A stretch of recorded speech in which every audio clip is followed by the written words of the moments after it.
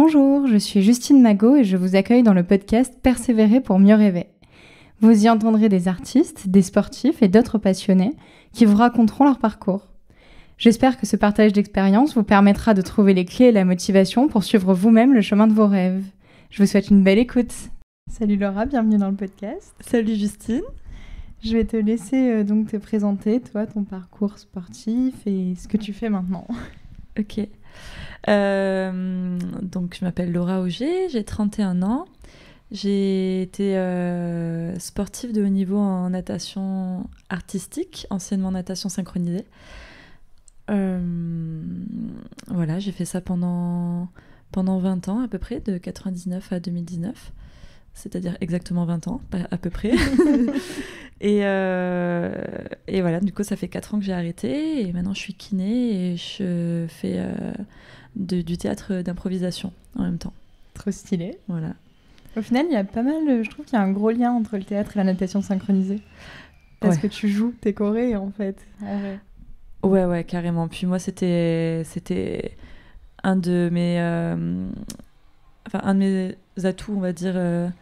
Ce que j'aimais le plus faire, c'était de jouer dans l'eau, de jouer des personnages, Enfin voilà, pas des personnages, parce que les personnages c'est maintenant, mais plus des émotions et tout. Et j'adorais ça, partager avec les juges, partager avec le public, jouer avec le regard.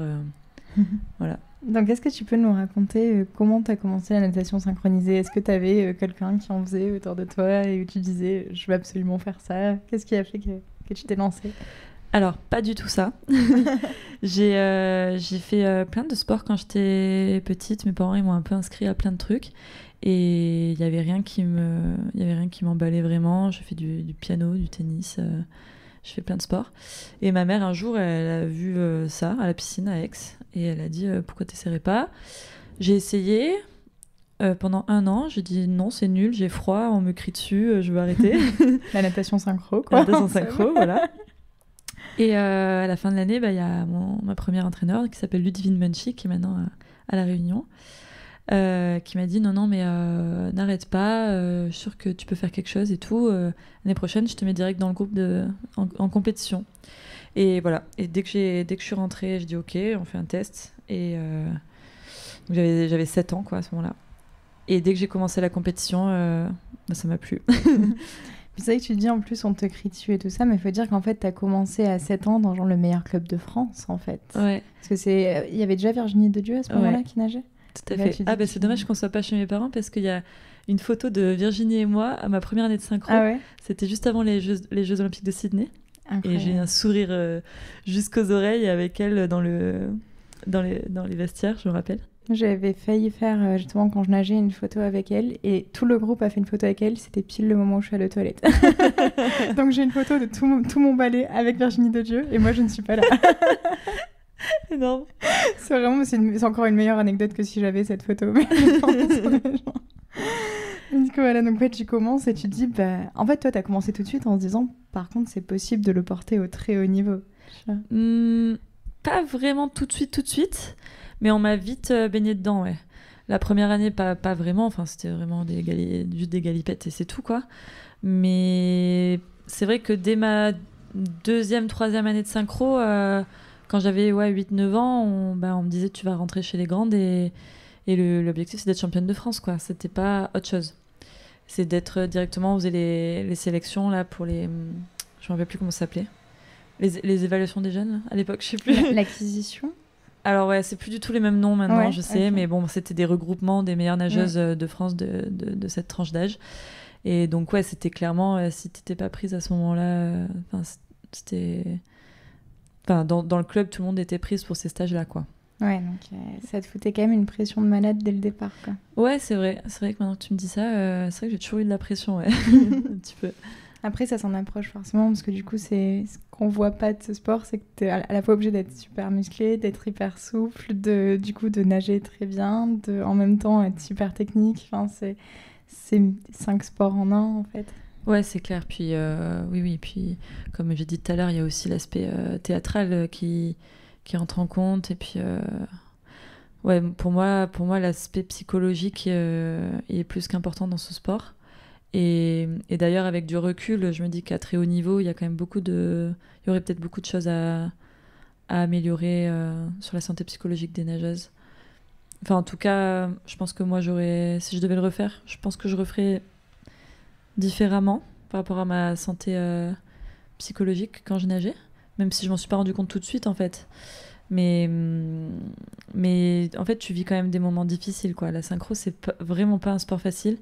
C'est assez ingrat et après, tu vis des émotions de malade, hein, mais c'est quand même un sport assez ingrat où tu t'entraînes beaucoup, où ton volume horaire, il est énorme. Et bon, à mon époque, en tout cas, c'est en train de changer et c'est trop bien. Mais à mon époque, les résultats, ils bougeaient pas beaucoup, quoi. Oui, c'était dans tous les cas, je savais que t'allais au JO, mais qu'il y avait peu de chances que tu sois médaillée. Quoi. Ouais, c'est clair. Ah bah oui, quand moi, quand je suis allée au JO, je savais que au mieux, je ferais 8e, c'est tout. Et donc voilà, être 8e pour nous, c'était comme une médaille d'or, mais... Oui, c'est ça, mais c'est pas une médaille d'or. C'est qu'en fait, il y a des pays qui sont tellement... qui ont aussi les infrastructures plus grandes, qui ont des coachs qui sont peut-être aussi beaucoup plus expérimentés. Je sais pas si c'est une question d'entraîneur, parce que je pense que les entraîneurs qu'on avait étaient quand même très performantes, quoi. Elles étaient géniales. Enfin, moi, je suis très très heureuse de m'être entraînée avec ces filles. Mais par contre, t'as des filles payées et puis bon, t'as quand même une hiérarchie mondiale qui est installée et ça bouge pas, quoi. Oui, c'est ça. C'est vrai que quand je dis des filles payées, c'est qu'en fait, au moment où tu le fais, t'es pas payée pour ça, en fait. Eh non, pas du tout. Et du coup, comment tu fais? Comment je vivais? Après, t'as la fédération qui nous aidait, qui nous payait 80% de l'INSEP et tout ça. Je sais pas comment c'est maintenant, hein, mais à l'époque, c'était comme ça. Mais il fallait quand même que les parents ils sortent des sous. Ouais, donc en fait, tu peux t'arrêter aux portes de ton rêve parce que tu as besoin juste de survivre. Ouais, carrément. Après, il y a toujours un peu des aides, tu vois, départementales, tout ça. Enfin, je pense que moi, j'avais beaucoup de chance d'avoir des parents qui pouvaient m'aider. Et dans la synchro, il y a beaucoup de filles où c'est le cas.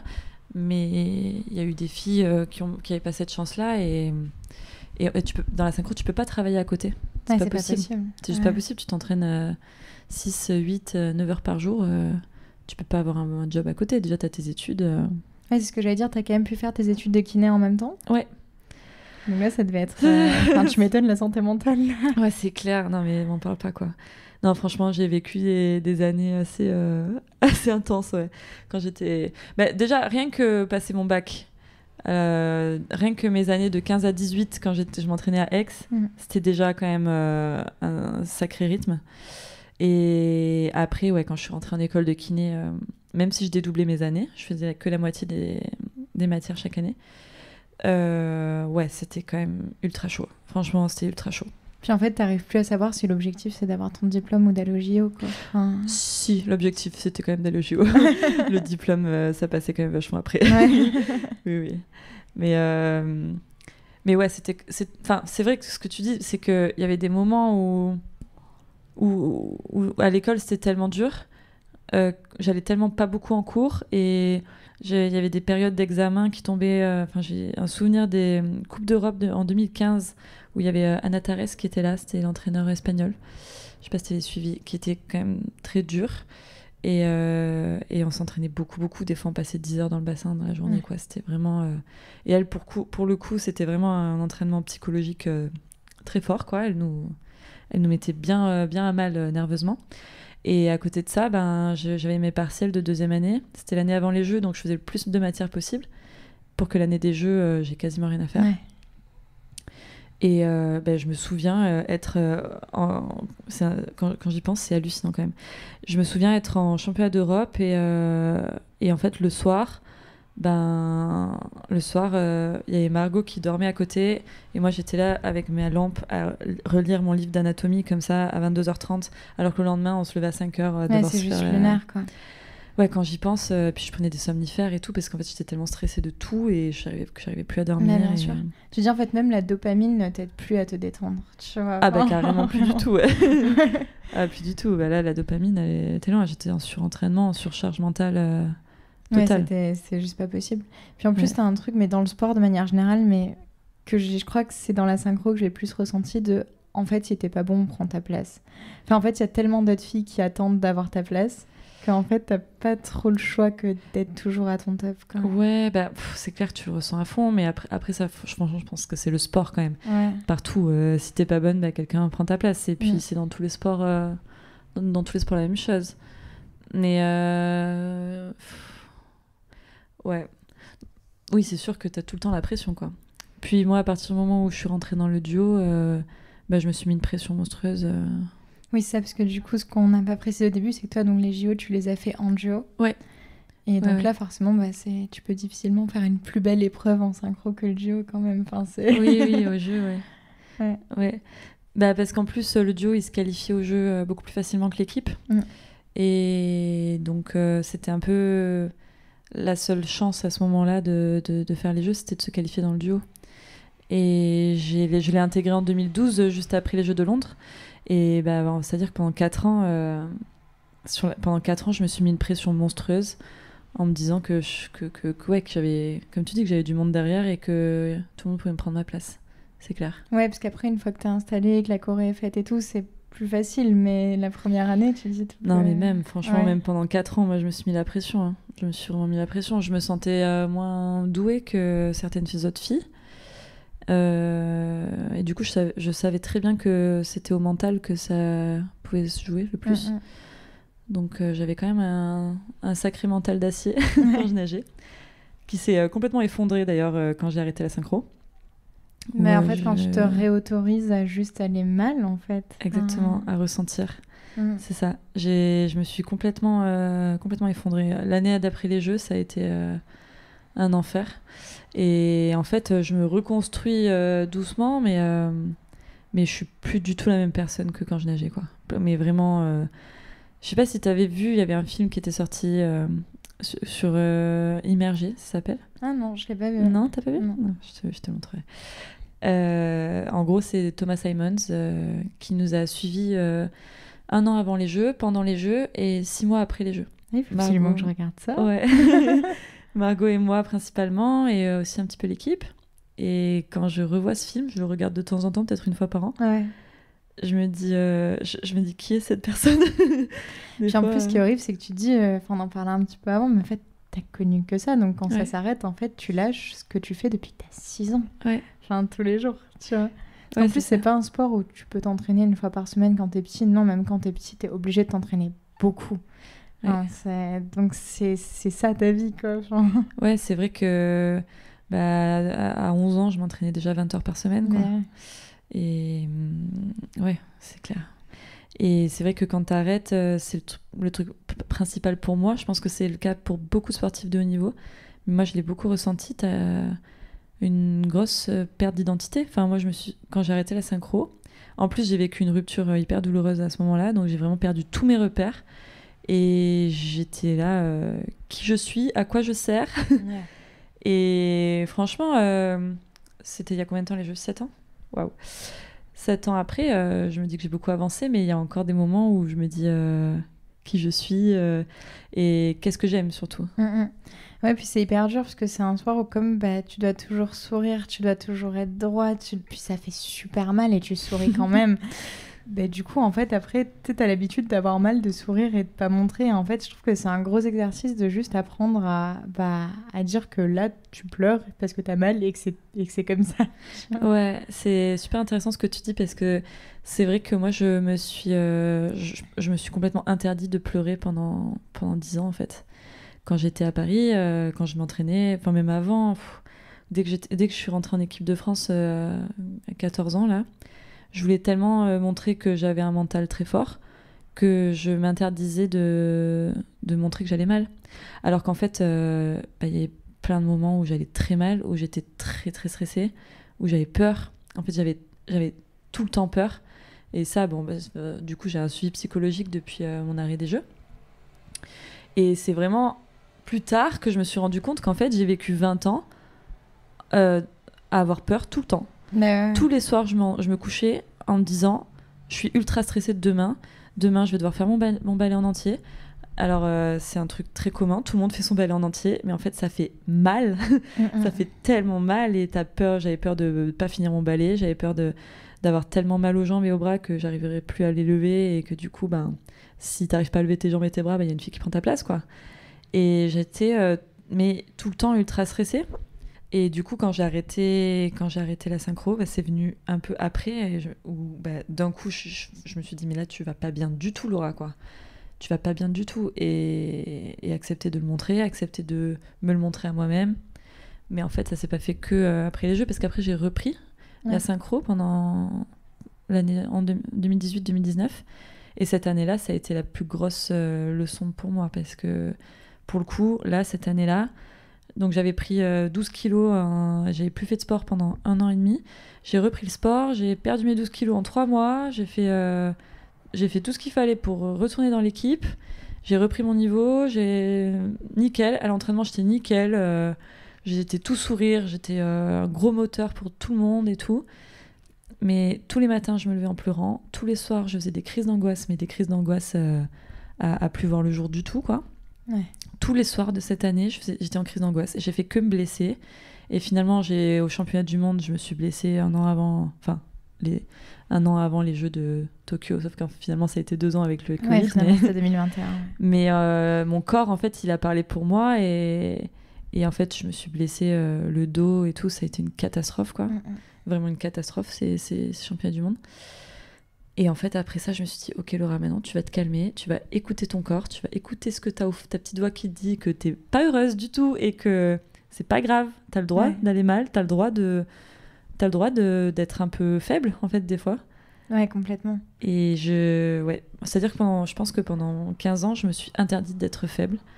Et du coup, maintenant, j'apprends à l'être. Ouais, puis en plus, ce qui est dur avec le sport, c'est que tu sais que tu peux le faire tenir un peu plus longtemps, mais dans tous les cas, il faudra prendre sa retraite jeune. Tu vois, et je pense que c'est une épée de Damoclès que tu n'as pas envie d'avoir, mais tu sais qu'elle va arriver. Ouais, carrément. Et il faut le faire au bon moment, quoi. Ouais, c'est vrai qu'au moment de reprendre la synchro, donc il y a eu les Jeux en 2016. L'année d'après, il y a eu les championnats du monde en 2017. Donc c'est là que j'ai fait pendant cette période-là, je fais ma grosse dépression, mais j'ai quand même fait les championnats du monde en 2017. Après, je suis partie voyager, je me suis réinstallée à Marseille et tout ça. Puis finalement, j'ai repris fin 2018. Et au moment de faire le choix de reprendre la synchro ou pas, je me suis dit, là, Laura, t'as 26 ans, que t'arrêtes la synchro, que tu commences ta vie normale à 26 ou à 28, ça change pas grand-chose. Et ça a été un peu mon excuse, quoi. Je me suis cachée un peu derrière ça en me disant que je pouvais commencer ma vie à 28 ans plutôt que 26. Mais bon, en fait, tu vis quand même, quoi. Ouais. 28 ans, nager encore à ce niveau-là, c'est quand même dur, quoi, pour le corps, pour la tête et tout. Carrément, puis je pense qu'à un moment, t'as envie aussi de passer à autre chose dans ta vie. C'est le sport de haut niveau, c'est un truc où t'es tout le temps fatigué, t'es jamais vraiment dispo. Je pense qu'il y a un moment où t'as juste envie de profiter de tes proches aussi, quoi. Ah ouais, carrément. Mais en fait, c'était vertigineux pour moi de la retraite. En fait, depuis l'arrêt des Jeux, j'attendais que ça, de vivre autre chose. Et en même temps, quand je me suis retrouvée sans le sport, j'étais là, mais c'était vertigineux. Qu'est-ce que j'aime, qui je suis, qu'est-ce que je fais là, à quoi je sers sur cette planète, secours. Et est-ce que tu as eu justement la question du rapport au corps aussi, de te dire que la première fois tu avais pris 12 kilos, est-ce que tu as eu cette peur-là de te dire cette fois il faut que je le gère différemment, ou tu as réussi à être indulgente envers toi-même là-dessus? J'ai réussi à être indulgente avec moi-même, parce que ça c'est un truc dont je suis quand même plutôt contente, c'est que ça aurait pu être un gros problème, et je pense que ça allait pour beaucoup de monde. J'ai un médecin en fait qui m'a dit Laura, tu ne pourras jamais garder ton corps que tu as aujourd'hui, parce que tu ne t'entraîneras pas 8 heures par jour. À partir de ce moment-là, tu ne pourras pas avoir le même corps. Et je me suis dit oui, c'est vrai. Et je me suis rendu compte que le plus important en fait, c'était d'être heureuse et de trouver ce que j'aimais et ce que je voulais faire. En plus de ça, du coup, après cette année chaotique 2019 là, j'ai commencé à avoir une grosse anxiété comme je te disais tout à l'heure, de l'activité physique. Ça va mieux maintenant, mais j'ai vraiment eu des gros moments, enfin toujours un peu, mais dès que je fais un peu de sport, j'ai des crises d'angoisse qui montent. J'arrive pas J'arrive pas à faire monter mon cardio trop haut. J'arrive pas à m'imposer en fait de faire du sport, juste pour faire du sport et pour aller bien. Et du coup, il y avait quand même ce truc-là de ok, respecte ça quand même. Arrête de te pousser. T'as pas envie de faire de sport, n'en fais pas. T'es quand même en bonne santé. Pour l'instant, c'est pas grave. Respecte surtout ta santé mentale. Et donc en fait, c'est aussi passé par là. J'ai vu mon corps changer très fort. Enfin, depuis les Jeux, j'ai pris 15 kilos. Hein. Mais bon, voilà, j'ai réussi à me dire que je me trouvais quand même jolie avec ce poids en plus. Mais complètement. Et c'est sûr que je me trouverais plus jolie avec quelques kilos en moins et plus sportive et tout. Mais je pense que ma santé mentale et le fait de respecter que je suis pour l'instant pas encore capable de refaire vraiment du sport de manière régulière, c'est plus important à respecter que me trouver plus jolie avec 3 kilos en moins, quoi. Puis je pense aussi qu'en fait, quand t'as fait les Jeux, si tu faisais 15 kilos de moins, c'est que tu faisais sûrement 15 kilos de moins que ton poids de santé aussi. Ouais. Non, c'est sûr. Enfin, généralement, quand t'es sportif de niveau, ton corps, il prend quand même très cher là-dessus. Ouais. Non, c'est clair. C'est sûr. Enfin, c'est sûr, faut faire du sport et c'est super important pour la santé, mais t'as quand même un truc le sport de haut niveau, ça te détruit aussi un peu le corps. Ah bah carrément. Puis quand je regarde mon corps de ce moment-là, oui, c'était juste une machine en fait, mon corps, c'était pas un corps... Enfin si, c'était un corps de femme, c'était mon corps de femme, mais c'était un corps qui me servait à performer. Ouais. Maintenant, mon corps, il me sert à autre chose, quoi. Puis tu vois, je parlais de la santé mentale. Pour moi, c'est là où, en fait, les sportifs de haut niveau ont besoin de suivi mental. C'est pour préparer l'après, en fait. Ouais, et ça, c'est compliqué. C'est compliqué. J'en parlais avec... j'ai eu une interview. En fait, je t'ai dit que c'était il y a longtemps, mais c'était il n'y a pas si longtemps. Il y a quelques mois, j'avais eu un podcast avec Sophie Huguet, qui est la préparatrice mentale de l'équipe de France de water-polo, et aussi de l'AS Monaco, du club de foot. Je lui disais peut-être que j'aurais été meilleure, que j'aurais pu durer peut-être plus longtemps en faisant de la prépa mentale à côté. Et en même temps, quand j'y étais, je me sentais tellement forte mentalement, tellement imperturbable, et j'avais tellement de choses à faire entre mes cours, le sport et tout, que j'avais vraiment l'impression de ne pas en avoir besoin du tout. Ouais. Et peut-être d'un autre côté que la prépa mentale, ça m'aurait affaiblie. Alors là, aujourd'hui, je me dis, mais non, mais Laura, tu aurais été beaucoup plus heureuse après si tu avais fait de la prépa mentale. Et en même temps, je me dis peut-être que je serais pas allée aussi loin. Et peut-être qu'en fait, ma vie, elle aurait été plus douce, mais j'aurais pas fait les Jeux, quoi, peut-être. Ouais, peut-être que en fait, il faut souffrir avant. Enfin, si tu regardes même Laure Manodou, tu dis le moment où elle a voulu prendre soin de sa santé mentale, elle a quand même moins bien réussi. Ouais, c'est ça. Tu sais jamais. Mais... Je pense que c'est délicat, en fait. Je pense que c'est un gros sujet. Comment accompagner les athlètes d'une meilleure manière. Je pense que c'est un gros sujet. Parce qu'en fait, t'es dans un tourbillon où t'as pas le temps de te poser des questions, quoi. T'as pas du tout le temps de te poser la question comment je vais. Non, tu t'en fous, tu fonces. Et après, moi, ça m'a rattrapé après. Mais il y en a, ça les rattrape pendant. Et bon, enfin... J'ai un avis très partagé en fait sur ce sujet-là. Je pense qu'il n'y a pas encore tout qui a été découvert, et je pense qu'il faut prendre soin de sa santé mentale avant, et en même temps, est-ce que c'est compatible vraiment avec la performance ? Je n'en sais absolument rien. Mais la recette qui marchera pour un marchera pas pour l'autre. C'est ça. Pour moi, en tout cas, ça a marché au niveau de la performance sans prépa mentale. Est-ce que ça aurait mieux marché ? Je suis pas sûre. Je pense pas même. De toute façon, tu peux difficilement faire mieux que les Jeux Olympiques. Hein. Oui, j'aurais pu faire, je sais pas, mieux que 8e ou continuer, tu vois. J'aurais pu continuer ma carrière plutôt que m'arrêter à 28 ans, quoi. Peut-être que j'aurais pas fait toutes ces crises d'angoisse cette année-là. Peut-être que j'aurais été heureuse. Je pense qu'en fait, tu performes aussi quand... Moi, tu performes quand t'es heureux, en fait, dans ta vie. Et là, à la fin, c'était plus le cas, en tout cas. Et ouais, c'est compliqué cette histoire de santé mentale dans le sport. Il y a beaucoup de choses à découvrir, je pense. Mais c'est un sujet assez sensible pour moi, parce que moi, je me suis pris vraiment un gros revers après, où là, en ce moment, je suis en train vraiment de voir toutes les névroses que ça m'a laissé et tout ça, mais en même temps, ça m'a apporté beaucoup de choses aussi. Oui, je pense que ça t'apporte aussi de toute façon, je pense qu'une carrière sportive, ça te demande tellement de choses que derrière, au final, tout paraît plus facile, non? Genre, est-ce que tu te dis aujourd'hui, tu serais pas la Kinecté sans ça? Eh ben, pas du tout, tu vois. Ah ouais? Je me dis pas du tout la vie c'est plus facile sans sport. Parce qu'en fait, c'est clair que c'était ultra difficile. C'est trop marrant ta question. Parce que c'est vrai que j'étais dans un truc où tout était dur tout le temps. Ouais. Et en même temps, c'était physique et psychologique. Comme je te dis, j'étais fatiguée, j'étais épuisée tout le temps. Mais j'avais pas le temps de cogiter, en fait. Ouais, au moins tu savais le faire et tu C'est savais ça. que c'est bon. J'étais dans un milieu où j'étais excellente. Mm. Voilà.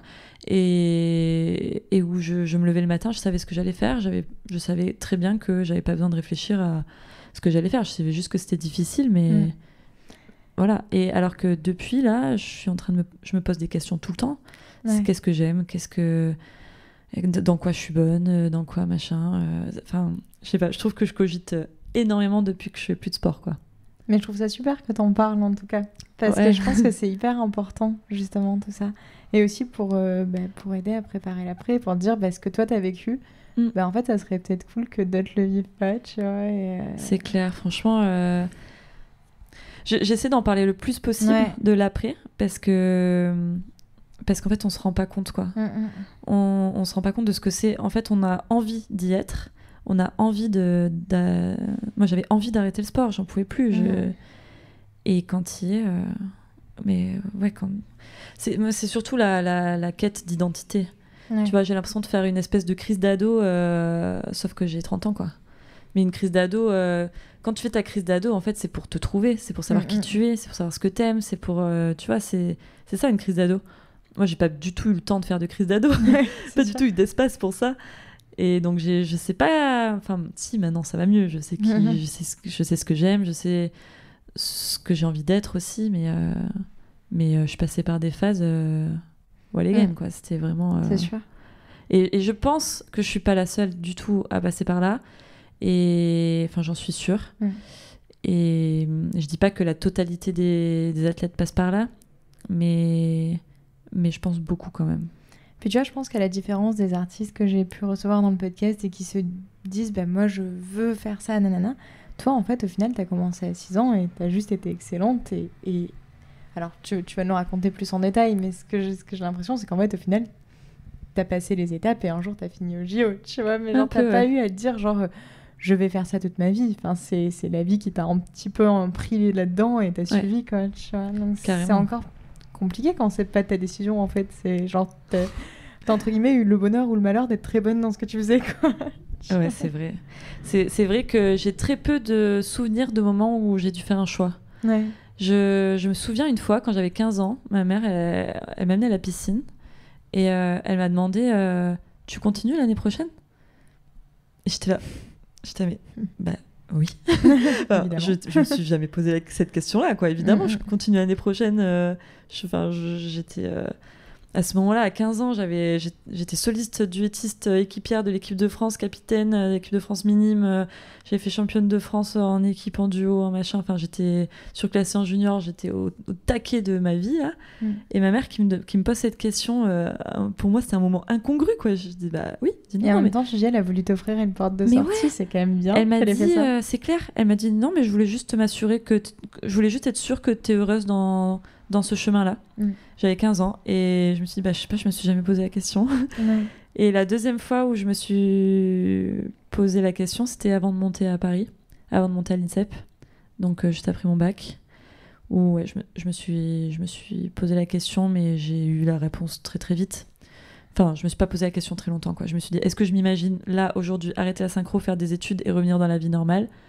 Absolument pas. Je suis pas du tout prête à devenir quelqu'un de normal. Ouais, c'est ça. Parce qu'en fait, au final, ton monde, c'est ça. Enfin, j'imagine, tu sors du lycée, tu vas nager, quoi. Enfin, ouais, au lycée... Puis il y a ce truc-là un peu quand même de... t'es Laura la sportive, t'es Laura la nageuse. Les gens, même si personne connaît la synchro et tout ça, dans mon entourage, c'était Laura la nageuse, Laura qui s'entraîne, Laura, oh là là, qu'est-ce qu'elle est courageuse, nanana. Je vivais dans les yeux des gens, j'étais ça, tu vois. Et Et ouais, je faisais que nager. Mon rythme au lycée, c'était... j'étais au lycée à 8h jusqu'à midi, j'avais 10 minutes pour manger, après j'allais nager, après je revenais, j'arrivais en retard à mon cours de philo, et puis j'étais en cours de 14 à 16, et je m'entraînais de 16 à 20, et après j'avais mes cours de rattrapage de 20h30 à 22h, quoi. Est-ce que tu es dans un programme de sportif de haut niveau, du coup? Ouais, j'étais au Krebs. Ouais.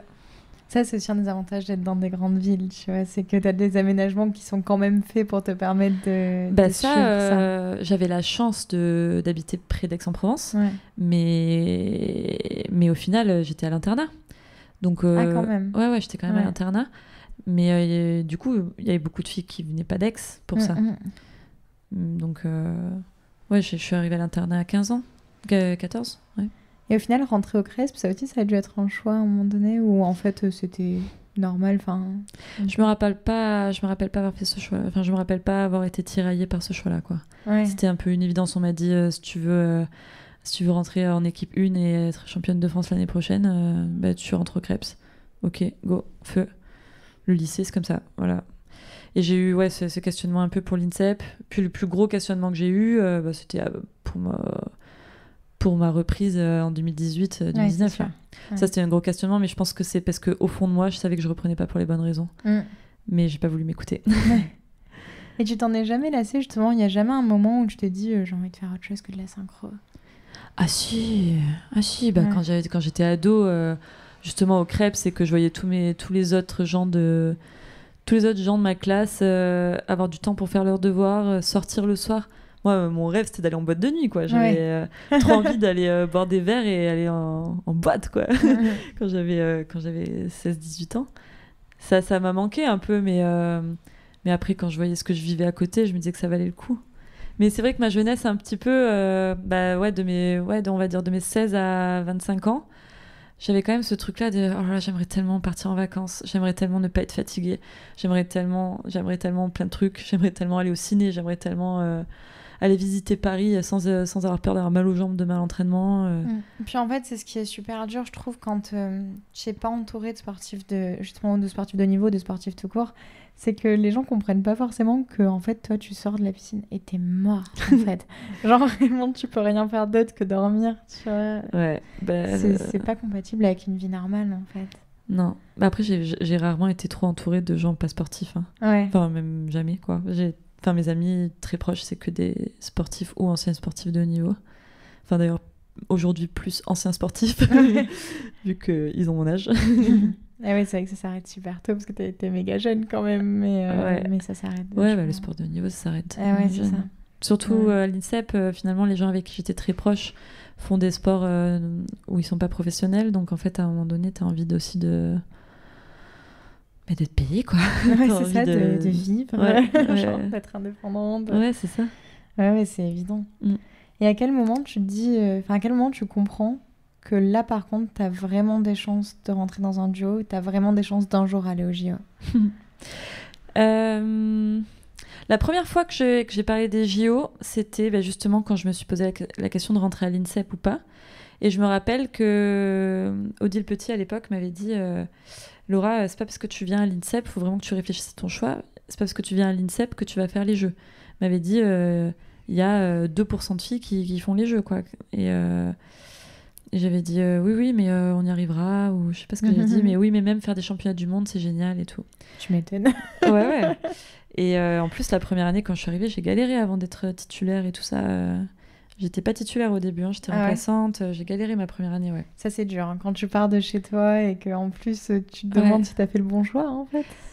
Ah non, ça, je me suis jamais posé cette question. Je me suis jamais demandé si je faisais le bon choix, mais je me suis juste dit que c'était hyper difficile à Paris et tout ça. J'ai souffert ma première année vraiment à l'INSEP. Et c'était dur sportivement, et puis c'était dur aussi pour les études et tout. Je savais pas ce que je voulais faire. J'ai fait un truc qui me correspondait pas du tout. Bon, bref.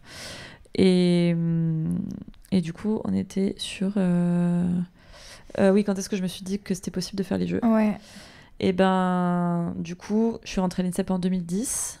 Ma première année, c'était difficile, mais j'ai quand même réussi à être titulaire pour les championnats du monde à Shanghai, mes premiers, du coup. Incroyable. Et l'année d'après, énorme. Et l'année d'après, 2012, du coup, il y a eu les Jeux de Londres, où on s'est pas qualifié en équipe et où il y avait le duo à l'époque Sarah Labrousse et Chloé Willem qui faisaient le duo. Et en fait, après 2012, le duo a arrêté. Et je me rappelle, dans l'avion du retour, on a fait un stage à Las Vegas de Corée pour monter la nouvelle chorégraphie. On était partis au Cirque du Soleil. Travailler avec le Cirque du Soleil, ouais. Et je me rappelle, dans le vol du retour, je me suis dit, attends, le duo arrête. Et j'étais à côté de Margot à ce moment-là. Donc Margot, qui est la personne avec qui tu as fait ton duo. Voilà, Margot Chrétien, avec qui j'étais aux Jeux Olympiques. J'étais à côté de Margot et j'ai dit, attends, mais on n'aurait pas une chance là? Je me rappelle, on était dans l'avion et il y avait des turbulences et tout. Je me rappelle de ce moment vraiment où on me dit, mais on n'a pas une chance là quand même, toutes les deux, de faire partie du duo. Oh. Et je me rappelle m'être dit ça, et tout l'été, être un peu sur un nuage en mode, c'est possible là, quand même. Oui, ça te paraissait évident par contre que s'il y a un nouveau duo, tu pouvais être dedans, quoi. En fait, d'un coup, je me suis dit là, vu les filles qui restent en équipe de France et tout ça, j'ai mes chances, quoi. Et en fait, à la rentrée, on avait fait un stage de préparation à Bourg-Saint-Maurice. Et à la rentrée, l'entraîneur nous a dit, Margot, Laura, vous allez faire ça à deux. Je sais plus exactement ce qu'elle nous avait dit, mais déjà, à ce moment-là, dès la rentrée, dès la pré-rentrée, on nous avait foutu un peu en duo ensemble. Et ça devient quoi, l'ambiance de l'équipe, quand il y en a deux qui sont retenus pour faire un duo et que les autres restent en équipe? J'ai toujours essayé un peu de... Je sais pas, franchement, de me protéger par rapport à ça, de me dire que ça parlait pas dans mon dos, mais je savais très bien qu'il y avait plein de filles qui voulaient ma place. Ouais. Donc moi, en fait, juste, j'avais peur que quelqu'un soit meilleur que moi et me prenne ma place, quoi. Mais t'as pas eu, par contre, de réflexion? T'as pas été exclue du groupe, quoi? Non, pas du tout. Ouais. Pas du tout. Pour ça, je pense que les filles, tout le monde était très intelligent. Par contre, tous les ans, ma place était remise en question. Enfin, le duo était remis en question. Donc, il y avait la bataille. Et les filles, par contre, elles se déchiraient, quoi. Tout le monde se déchirait pour avoir la place, quoi. Donc après, c'est le sport aussi, tu vois. Le sport, c'est comme ça. Ouais, c'est jamais des moments évidents, quoi. Non, mais c'est vrai que j'ai commencé vraiment à y croire en 2012, en fait, à la rentrée, quand j'ai compris que je pouvais faire partie de la paire. Et voilà. Et en fait, 4 ans plus tard, t'es à Rio, quoi. C'est ça. Ouais, 4 ans plus tard. Et il se passe quoi pendant ces 4 ans-là? Et je m'entraîne comme une... J'ai compris, en rentrant dans le duo, j'ai compris ce que c'était vraiment le haut niveau, je pense. J'ai commencé à prendre plein de... Enfin, maintenant, quand je regarde en arrière, je me dis, Laura, tu faisais pas du haut niveau, t'étais pas assez mature. Parce que bon, j'ai commencé un peu à faire attention à ce que je mangeais, j'ai commencé à réfléchir autrement, en fait, à penser à ma récup tout le temps. Même si je le faisais déjà un peu, quand même beaucoup avant, mais là, toute ma vie était vraiment centrée que autour de ça. Tu t'es vraiment professionnalisée, quoi. Ouais, sans l'argent, mais sans... Mais ouais, je me sentais quand même plus investie, je pense. Enfin, ouais, j'avais l'impression d'être passée dans une dimension supérieure.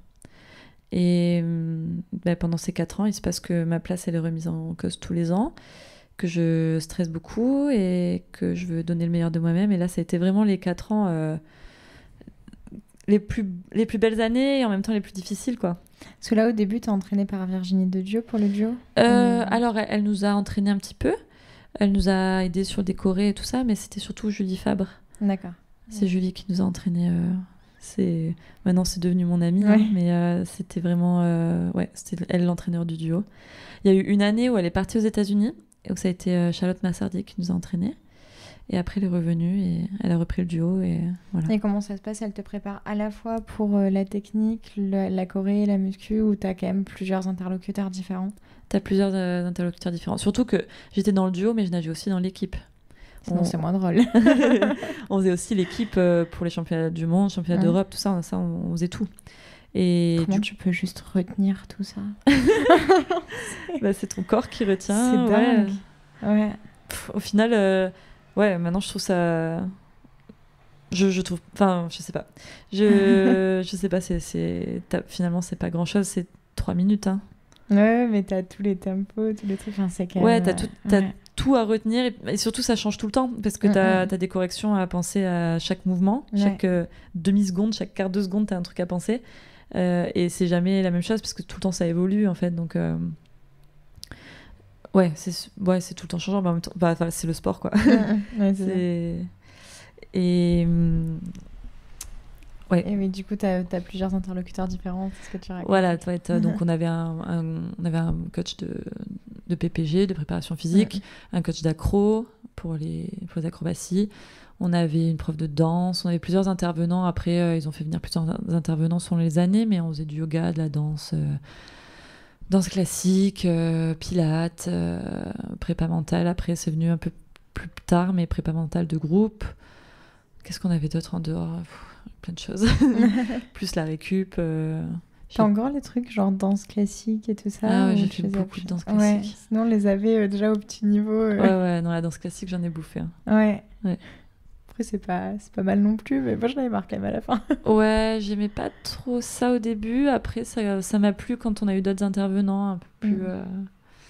justement, qui faisaient jouer le regard, qui faisaient jouer un peu le charisme et tout. J'adorais jouer là-dessus. Complètement le côté théâtre déjà. Ah ouais, carrément. Ah ouais, j'étais toujours prise en exemple un peu pour ça. C'était mon point fort, quoi. Ouais. Et tu te rappelles du jour où c'est bon, enfin, même si j'imagine que tu savais là, à un moment que t'allais aller à Rio, du jour où ça a été officiel? Ah ben, je me rappelle parfaitement, oui. Je me rappelle exactement. Et puis, en fait, on a fait... Il y a eu donc le premier jour, c'était ma sélection interne de l'équipe de France parce qu'on était encore 3 en lice pour les Jeux. Ouais. Jusqu'en décembre 2015, on était encore 3 en lice. Donc il y avait Margot, moi et Estelle Anaïs Hubo. Ok. Voilà. Et donc on avait une sélection qui était au championnat de France en décembre 2015.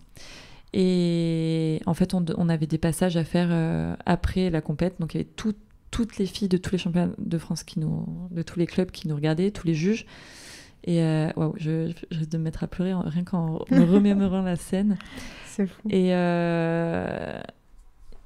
en fait, je suis arrivée au bord du bassin et là, je me suis mise dans un coin. Je me souviens très bien.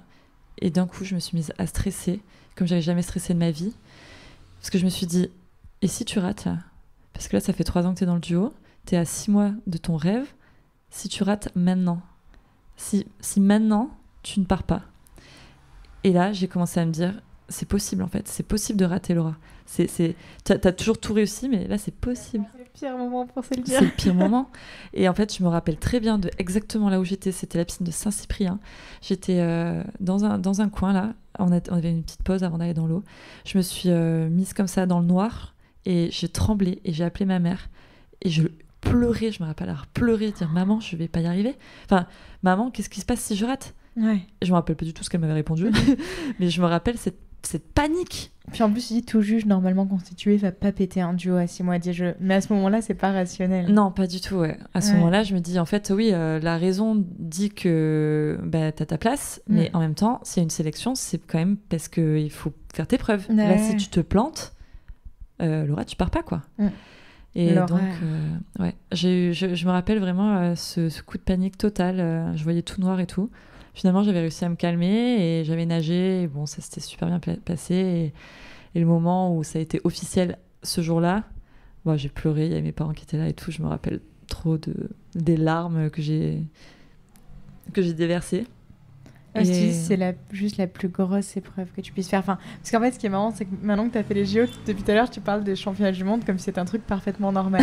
Déjà, je veux dire, on parle des championnats du monde, mais en fait, c'est que tu peux juste pas faire plus gros que les JO, en fait. Ouais.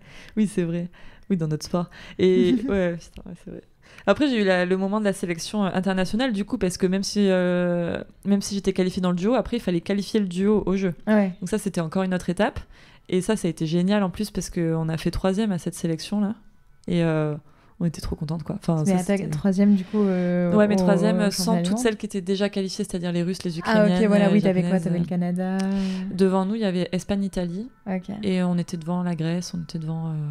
Voilà, toutes ces filles-là. Les Autrichiennes et tout. Les Autrichiennes qui viennent de faire championne du monde. Ouais, c'est qui te fout quand même une sacrée pression. Ouais. Donc voilà. Voilà comment j'ai vécu d'être prise au jeu. Et là, un jour, t'arrives à Rio. Et là, tu racontes tout ce qui se passe quand t'arrives. Quoi. Tu dis, t'es dans l'avion et tu dis, en fait, là, je vais aux Jeux Olympiques. Enfin... Ouais, en fait, tout ça, là, wow, je me sens d'un coup dans mon nuage, là. Je sens que mon cerveau, il se met ça en mode... revient. Ouais. Tout ça, on va dire que du coup, à partir du moment où je me suis qualifiée tout officiellement au jeu, j'ai commencé à profiter de chaque seconde. Chaque moment d'entraînement où je savais que j'en chiais, même si c'était dur et tout, j'étais quand même dans le truc... profite. Et j'étais vraiment dans le moment présent. C'était un truc qu'on travaillait beaucoup et que j'avais jamais vraiment réussi à expérimenter à fond d'être dans le moment présent. J'étais toujours dans la projection de tu vas faire ton ballet en entier, tu vas avoir mal.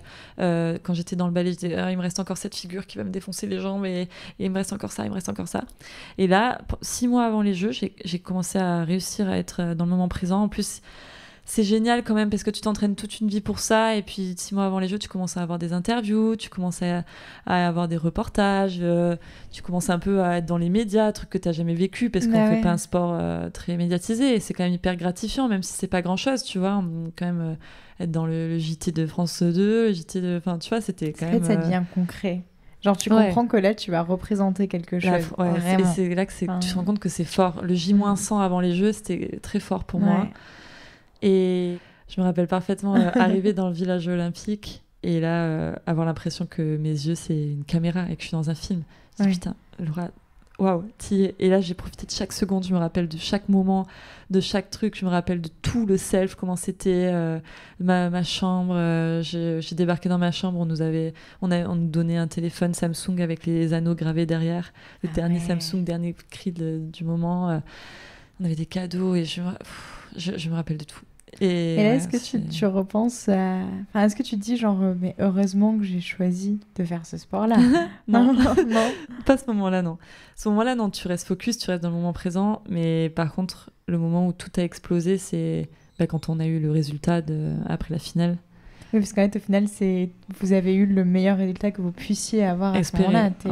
Vous étiez derrière le Canada, c'est ça? Juste derrière le Canada. Ouais, donc là, je sais que de toute façon, tu pouvais pas faire mieux. Quoi. Ouais, c'est ça. À l'époque, c'était vraiment ce classement-là. Et à l'époque, on avait explosé notre score. Et là, il y avait mes parents dans les gradins, ma sœur.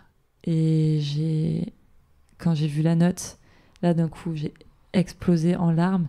Je pense que j'ai pleuré pendant des heures et des heures après. Ouais. Et après, quand j'ai pris mes parents dans les bras et tout, il y a tout qui remonte, tu vois, tous les efforts, tout le fait que j'ai jamais fait ça, j'ai pas réussi ça seule, tu vois, j'ai réussi ça avec ma famille. Ils étaient là, ils m'ont amené 2 fois par jour quand j'étais gamine. Ils m'ont amené, ma sœur, elle a attendu des heures et des heures dans les piscines à attendre pendant que je m'entraînais. C'était vraiment une réussite collective, quoi. Vraiment... Ouais, t'as tout sacrifié, mais c'était pour ça et ça valait le coup, quoi. Ouais, le nombre de sorties en famille qu'ils ont fait sans moi, le nombre de trucs qu'ils ont fait sans moi, le nombre de sacrifices que mes parents ils ont dû faire pour moi, ma sœur, tout ce que ma famille a sacrifié pour que je puisse arriver à cet instant-là, ces 3 minutes. Et d'ailleurs, mon père, il me l'a dit après. Enfin, il y avait les éliminatoires. Donc, on a nagé 3 fois. Il y a eu les éliminatoires, le duo technique et après la finale. Et ils étaient là aux 3 épreuves. Et aux éliminatoires, mon père, apparemment, ils ont pleuré. Et mon père, il m'a dit, je savais que j'allais être émue. Mais, regardez, frisson direct. Moi aussi. Je savais que j'allais être émue. Et mon père, il m'a dit, mais j'aurais jamais imaginé ressentir ce que j'ai ressenti. Oh, je me mets à pleurer, voilà, en parlant de ça. Quand je parle de mes parents, quand je parle de ma famille, c'est... Mon père qui me dit, j'aurais jamais... Je m'attendais pas à être submergée d'émotions comme ça quand je t'ai vu arriver au bord du bassin. En même temps, tu vois ta fille avec les anneaux olympiques derrière et ta gamine que t'as amenée à la piscine quand t'étais petite. Et, je pense qu'aucun parent qui a 6 ans amène son enfant à un cours de natation se dit qu'un jour il l'amènera aux Jeux Olympiques. Enfin, tu vois, c'est juste... Et même si t'as assez tôt été repérée et tout, tu te rends compte qu'il y a 2 personnes au monde... Enfin, 2 personnes en France qui vont représenter leur pays aux Jeux Olympiques en natation synchronisée. Enfin, c'est pas envisageable. Ouais, c'est pas imaginable, c'est clair. Ouais. Et mais la fierté de mes parents et tout. Et j'avais un peu l'impression de les remercier, tu vois, à ce moment-là. Et ouais, ça a été vraiment... C'est le moment le plus intense de ma vie. Et je pense que eux, c'est peut-être pas le moment le plus intense de leur vie, mais c'était quand même quelque chose de très, très fort. Et ma sœur, pareil, je sais que c'est... Enfin, je les remercierai jamais assez, mais je pense que ce jour-là, ça a été quand même un truc, une réussite énorme, quoi, pour toute ma famille. Ouais, puis voilà, tu leur as rendu toutes ces heures-là et tout le fait Tous les d'avoir cru en sacrifices. toi et de Ouais. t'avoir accompagné, enfin de t'avoir pas dit il faut trouver un métier Ouais. où tu seras payé pour ça, tu Ouais. vois, de t'avoir laissé prendre ton temps, et prendre ce temps-là, quoi. Ouais, carrément. Puis ouais, je remercierai jamais assez ma sœur. J'avais voulu faire, du coup, en rentrant des Jeux, j'avais fait une grosse soirée chez mes parents où j'avais invité tous ceux qui avaient croisé mon chemin. Ça partait de Ludivine Munchi, ma première entraîneur, au maire de vélo, de mon village, à toutes les filles qui ont croisé mon chemin, tout le monde, tous les entraîneurs, tout le monde, tous les sportifs, tout. On était, je sais pas, une centaine. Et j'avais fait un discours en remerciant chaque personne et en allant des personnes les plus lointaines, entre guillemets, à personnes les plus importantes. Et donc évidemment, j'ai à peine réussi à finir mon discours, tellement au moment où j'arrive à parler de ma sœur, de mes parents, je leur ai dit, en fait, j'aurais jamais assez de mots et d'actes pour vous remercier pour ce que vous m'avez laissé vivre. Et oui, je repense à ma mère qui me fait mes sandwichs, qui me fait mon goûter, qui me prend à la volée en sortant du collège pour m'amener à la piscine. Je repense à... Qui te met de la gélatine dans les cheveux. Ouais, je repense à ma mère qui pailletait mes maillots quand j'étais gamine. Je repense à ma sœur qui reste toute seule chez moi à 6 ans en attendant que ma mère vienne faire l'aller-retour ou alors qui attend pendant 2 heures alors qu'elle aussi elle avait une vie et tout. Elle attend pendant 2 heures dans un bassin chloré à attendre que sa sœur ait fini son entraînement. Enfin, mes grands-mères et tout. Enfin... Voilà. Ta sœur, elle a fait elle aussi du sport derrière? C'est ta petite sœur? Ma petite sœur, ouais. Elle a fait du sport derrière ou elle t'a laissé ça? Elle m'a laissé ça. Ouais. Elle a essayé la synchro. Elle a dit c'est bon, c'est pas pour moi. De tout le monde qui crie dessus et tout. Mais bah ouais, c'est ça. Enfin, déjà, juste, je pense que tu sais que t'aimes la natation si tu es capable de rentrer dans un bassin en décembre. Ouais, c'est clair. Je pense qu'on perd beaucoup de soldats à ce moment-là. Ouais. Non, ma sœur... Il y a personne que j'aime plus au monde que ma sœur, de toute façon, mais elle a pas fait de sport de haut niveau, non. Elle a fait des grandes études. Ce qui est très bien, oui. Ouais, carrément. Et donc aujourd'hui, là, t'es kiné, tu fais ton théâtre. Est-ce que tu peux nous raconter un peu ce qui est devenu ta vie? T'es kiné, tu t'es spécialisée un peu dans le kiné du sport ou tu fais tout? Non, je fais un peu de tout. Alors, j'ai fait une formation kiné du sport, mais je suis en grosse phase, en gros, où j'ai besoin de me laisser du temps. J'ai besoin de faire vraiment ce qui me plaît. Et j'ai eu une phase un peu où la kiné, je me suis rendu compte que c'était pas ça qui me bottait le plus. Je me suis rendu compte que j'avais juste envie de m'autoriser à être une kiné moyenne, entre guillemets, même si je pense quand même que je fais très bien mon métier, mais... je pense que le fait que je fasse bien mon métier, c'est pas dû forcément à mes connaissances que je vais avoir maintenant. Je pense que j'ai acquis beaucoup de choses en tant que sportive, en tant qu'être humain empathique. Oui, puis de toute façon, forcément, tu as une connaissance de ton corps qui est tellement grande que tu peux comprendre, je pense, les blessures de base. Quoi. Oui, c'est ça. Je pense que tout le bagage que j'ai qui me sert aujourd'hui en kiné, c'est évidemment par mes études, c'est sûr, mais plus par la connaissance de mon corps. Et enfin, voilà mon background. Et donc en fait, pour l'instant, j'ai pas trop envie de me former. J'ai plus envie de mettre mon énergie dans le théâtre. Ce que je fais d'ailleurs. On est en train de monter une troupe un petit peu. Je fais du théâtre d'improvisation du coup. Voilà, ça fait 4 ans que j'en fais. Du coup, j'ai commencé directement par ça en arrêtant. J'ai senti direct qu'il fallait que j'aille là-dedans. Et ça me plaît de fou. Je joue de plus en plus. Bon, c'est à petit niveau. Hein. J'essaie aussi de ne pas me mettre la pression en mode tu vas être une grande actrice et tout ça. C'est pas ça, mais mettre mon énergie dans les choses qui me plaisent et où je me sens bien, quoi. Et je sais que sur scène, je me sens bien. Je sais pas si je suis bonne, mais en tout cas, je me sens à ma place et je me sens bien sur scène. Donc j'ai envie d'alimenter ça, quoi. Et t'en fais beaucoup? C'est plusieurs soirs par semaine ou... Ben, là, c'était un soir par semaine plus un spectacle, enfin 2 spectacles par mois, donc un spectacle toutes les 2 semaines, avec du public et tout. Et là, du coup, on va essayer de se voir avec la troupe qu'on est en train de monter. On va essayer de se voir 2 fois par semaine, en plus des cours qu'on prend. plus les sorties, plus les spectacles qu'on va faire comme d'habitude 2 fois par mois. Et on est en train d'essayer de s'ouvrir un petit peu, de s'inviter un peu ailleurs et d'aller jouer dans d'autres villes. Trop stylé. Voilà, on va peut-être essayer de monter un spectacle. Et donc, du coup, si tu montes un spectacle, essayer de jouer dans le plus de théâtre possible. Et voilà, ça, je te parle à long terme. C'est encore des projections. C'est à petit niveau, tu vois, mais c'est ça qui me botte en ce moment. Et puis ça te porte, en fait. C'est ça qui me porte en ce moment, exactement. Ouais. Et est-ce que tu t'es posé la question de... parce que tu as choisi kiné, mais est-ce que tu t'es dit à un moment que tu avais envie peut-être d'entraîner, toi, ou t'es sortie de ce milieu de la synchro? Je pense que je suis quand même pas mal sortie du milieu. Mais aujourd'hui, j'ai quand même envie... Alors, je pense pas entraîner, avoir une équipe, tout ça, la montée, non, ça me branche pas. Mais par contre, faire des interventions, des stages ou des choses comme ça et apporter aux jeunes ma vision maintenant de la synchro, qui est, je pense, plus douce que ce que j'ai pu vivre. J'ai envie de... C'est marrant que tu dis ça parce que je suis en train d'essayer de monter un stage quand je vais partir en Martinique en vacances. Là, je suis en train d'essayer de monter un stage là-dessus. Je sais pas si ça va pouvoir se faire, mais bon.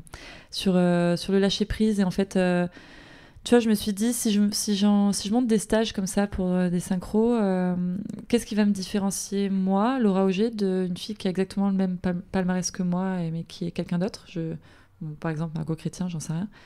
Qu'est-ce qui va me différencier, moi? Qu'est-ce que je peux apporter? Et du coup, je me suis vraiment posée derrière une feuille et je me suis dit, ouais, non, mais t'as tout ça à apporter. Et l'impro, le théâtre d'impro, après, ça t'a apporté quand même beaucoup de choses. Donc, je pense que ouais, ça me brancherait bien d'entraîner comme ça, de temps en temps, des clubs qui me solliciteraient juste pour quelques journées de stage où je leur apprendrai, je leur initierai en tout cas le lâcher prise, choses qui m'ont manqué moi quand j'étais jeune, où j'étais tout le temps très stressée, j'avais peur de nager devant les grandes. Quand je nageais en solo, j'avais peur de faire de l'improvisation quand j'étais en solo parce que j'avais peur du regard des grandes, j'avais peur d'être ridicule. Tu vois, nous, on avait peur de nager devant Aix, tu vois. Voilà, non mais c'est ça, tu vois, et apprendre à réinstaurer beaucoup plus le plaisir dans la synchro, enfin en tout cas dans le haut niveau. Moi, c'est ça que j'ai envie de mettre dans les stages si je dois intervenir. Alors évidemment, je peux apporter beaucoup de choses techniques, je peux apporter beaucoup de choses chorégraphiques, mais le petit plus que j'ai envie de donner, c'est l'apprentissage que j'ai eu du lâcher prise et du plaisir en fait, parce que maintenant je prends énormément de plaisir à juste mettre de la musique et danser n'importe comment, juste comment ça vient au fond de moi, quoi. Mais c'est ça en fait, le problème, c'est qu'on perd très vite ça parce que c'est tellement discipliné que... Puis en plus, c'est très peu mixte comme sport. T'as ce truc de... en fait, la société nous a tellement inculqué aux femmes de tout faire parfaitement et de se mettre la pression que comme on est en plus que entre filles, on se monte la tête encore plus que dans les autres sports. Tellement. Et je trouve que moi, j'avais vachement souffert de ça, je crois, et j'étais très très loin d'être à ton niveau, tu vois. Donc je pense que forcément, tu peux que l'avoir ressenti, et je pense que ça peut faire du bien à toutes les échelles. Ouais, moi j'aimerais trop pouvoir insuffler ça dans les clubs là, nager avec du plaisir et nager sans avoir peur du regard des autres, parce qu'en fait la synchro c'est un sport jugé et comme tu dis c'est un sport de filles et franchement parfois c'est un milieu ultra toxique. Enfin souvent, moi en tout cas je pense que c'est un milieu ultra toxique dans lequel j'ai évolué, où en fait T'as du jugement partout, tout le temps, et tu te juges tout le temps à fond. Et moi, aujourd'hui, je pense avoir vraiment réussi à me libérer d'une grosse partie de ça. Et je vois, quand là, je me mets dans la mer, j'ai une musique dans la tête, et je peux nager pendant 1 heure, je fais de la synchro, je danse, mais ça ressemble à rien à ce que je fais. J'ai 15 kilos de plus que quand je nageais, je sais plus nager. mais en fait, je nage complètement différemment de quand j'étais athlète. Tu vois, cet aspect lâcher prise, improvisation, plaisir, je suis sûre que tu peux réintégrer ça, et j'ai plein d'idées pour réintégrer ça dans le sport, et tout ce que j'ai appris là dans le théâtre et dans l'acting, j'ai pris aussi des cours d'acting et tout, j'ai appris beaucoup de choses, et j'ai vraiment envie de coller ça à ma discipline, parce que je pense qu'il y a vraiment je pense un chemin à prendre, de remettre le plaisir au centre de la synchro, parce qu'en fait c'est quand même un sport génial, quoi. Tu peux t'exprimer, c'est quand même un très beau sport. Puis ça t'apprend tellement de choses, mais je pense que effectivement, ça ne peut que marcher parce que je crois qu'il y en a énormément besoin. Ouais, c'est clair. C'est quoi pour toi la plus grande richesse justement d'une carrière de sportive, enfin, ou de ta carrière de sportive de haut niveau? Les gens qui m'ont entourée. Ouais. Apprendre à reconnaître que j'ai pas réussi seule.